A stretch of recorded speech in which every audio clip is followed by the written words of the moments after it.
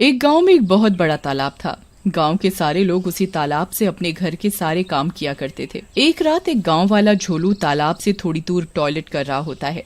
वाह प्रधानमंत्री जी, जितनी भी स्कीम लगा ले, लेकिन टॉयलेट करने का जो मजा खुले में आवत है वो दुनिया के कोनो बढ़िया से बढ़िया टॉयलेट भी नहीं दे सकत है। ई कब्जी भी ना कहत नहीं मुनिया कि रात में ज्यादा राजमा ना पेलो। तभी उसको झाड़ियों में से डरावनी डरावनी आवाज आती है। अरे भैया, ये कैसी आवाज है? लगत है जैसे कौनो चुड़ैल हो। इससे पहले कि झोलू कुछ समझ पाता, वहाँ एक चुड़ैल आ जाती है। चुड़ैल को देखकर झोलू भागने की कोशिश करता है। अरे भागो रे भागो, अपनी जान बचाकर भागो। ये चुड़ैल कहाँ से आ गई? अरे मर गया रे। कहाँ जिंदगी है, हल्के भी नहीं हो सकत है आराम से। कहाँ भाग रहा है मेरे छोटे रिचार्ज? बहुत शौक है खुले में गंदगी फैलाने का। और कितनी बदबू फैलाता है तू। मेरे तो नाक के सारे बाल जला डाले तूने। ऐसा कहकर चुड़ैल उसे मार डालती है और तालाब में फेंक देती है। अगले दिन गांव वालों को उसकी लाश तालाब में तैरती हुई मिलती है। उसी गांव में रमेश नाम का गांव वाला रहता था। वो भी तालाब के किनारे खड़ा होता है। अरे ये तो झोलू है, ये कहाँ तालाब में स्विमिंग कर रहा है? लगत है ओलंपिक में भाग लेगा। ज्यादा दांत मत दिखाओ रमेश भैया, वो स्विमिंग नहीं कर रहा है। कौनो गड़बड़ लगत है हमका। फिर गांव वाले झोलू की लाश को तालाब से बाहर निकालते हैं।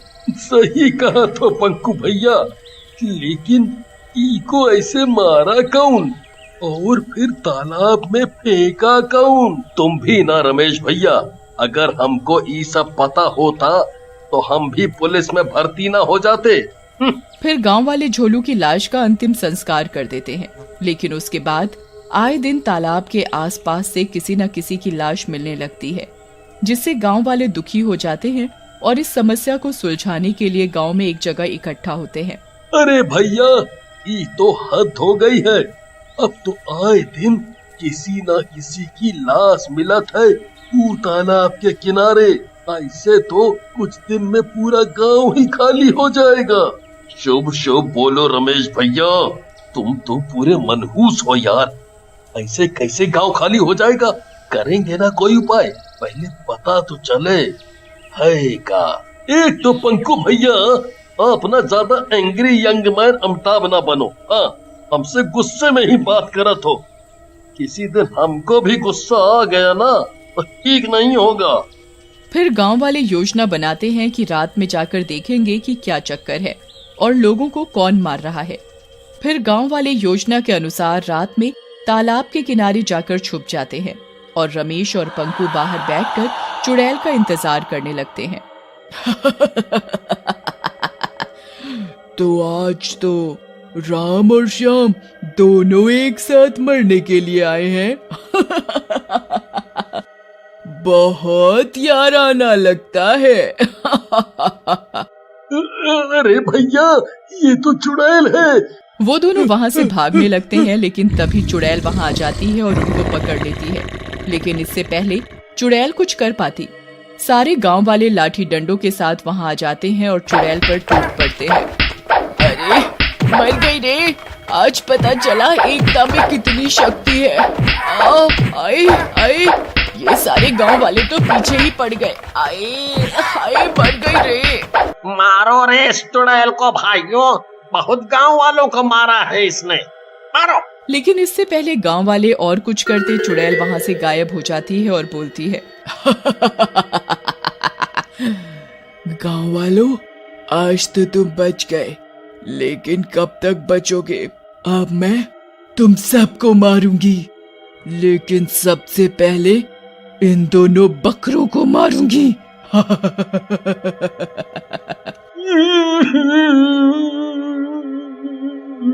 अरे कहाँ गई ये चुड़ैल? काहे नहीं मारा इसको?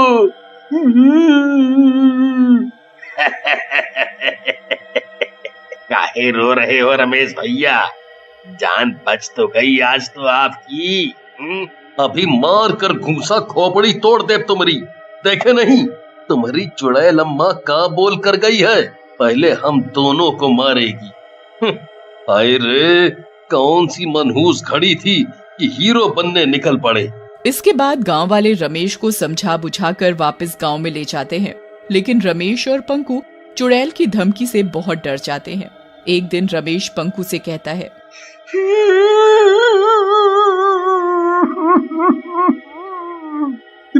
पंकु भैया, जब से ये चुड़ैल हमको धमकी दी है, हमका तो रात में नींद ही नहीं आती और हम तो अकेले में सूसू भी नहीं करते हैं।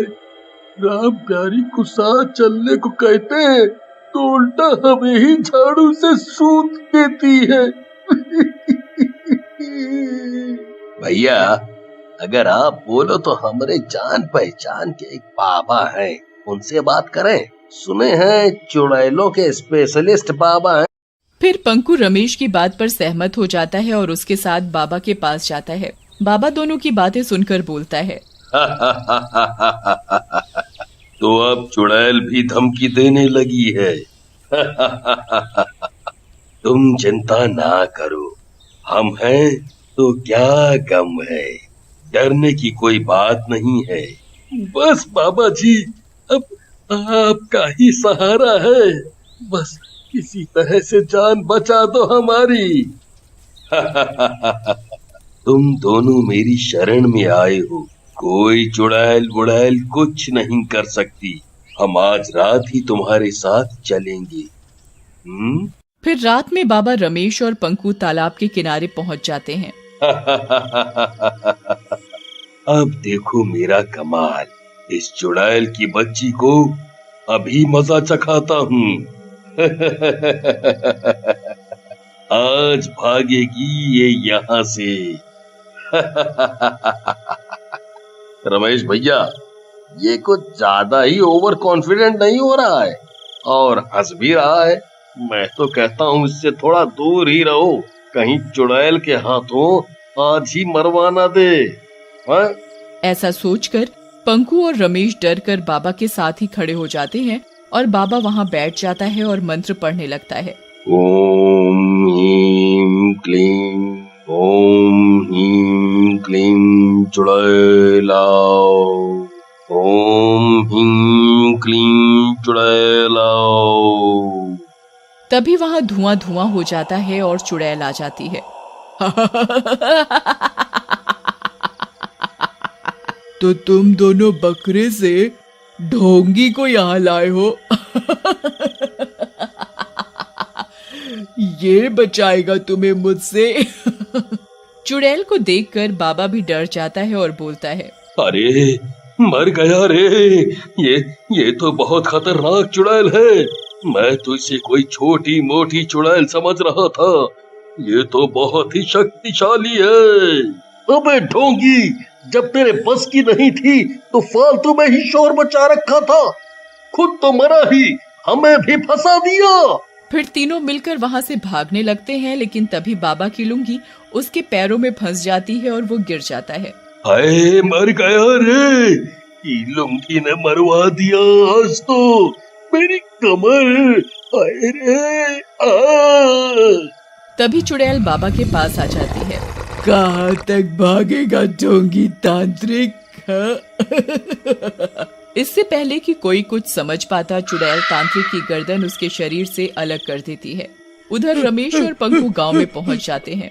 अगले दिन वो सारी बात सरपंच जी को बताते हैं, जिसे सुनकर सरपंच जी बोलते हैं, तो तुम कह रहे हो कि चुड़ैल तांत्रिक के काबू में भी नहीं आई? ये तो बहुत डराने वाली खबर है। अगर ऐसा है तो हम सब उसका मुकाबला कैसे करेंगे? हाँ सरपंच जी, वो चुड़ैल तो वैसे ही मेरे और रमेश भैया के खून की प्यासी है। आपको पता है, रात में डर के मारे तो हम अपने कमरे से भी नहीं निकलते।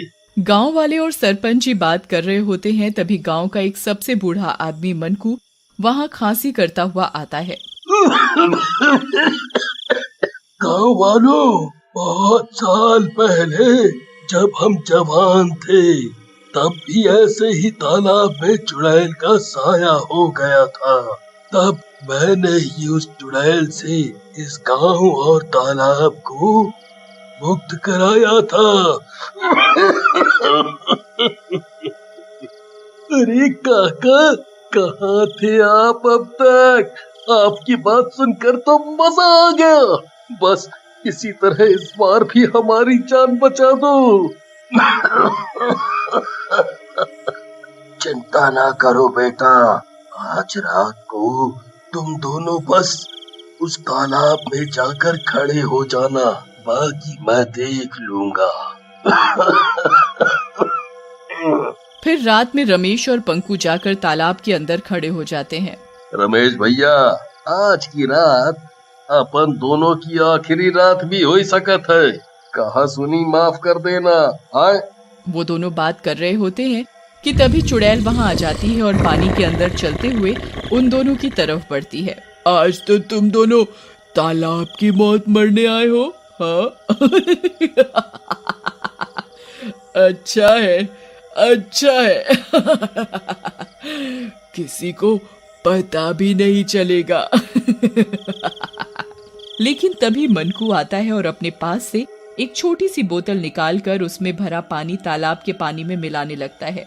जैसे ही वो पानी तालाब के पानी में गिरता है, चुड़ैल जलने लगती है। ये क्या हो रहा है? मैं इस पानी में क्यों जल रही हूँ? थोड़ी देर में चुड़ैल पूरी तरह जल जाती है और रमेश और पंकु पानी से बाहर जाते हैं। काका, एक बात बताओ, आपने इस बोतल में से क्या ऐसा डाला जो वो चुड़ैल जलने लगी? कुछ नहीं बेटा, पवित्र गंगा जल।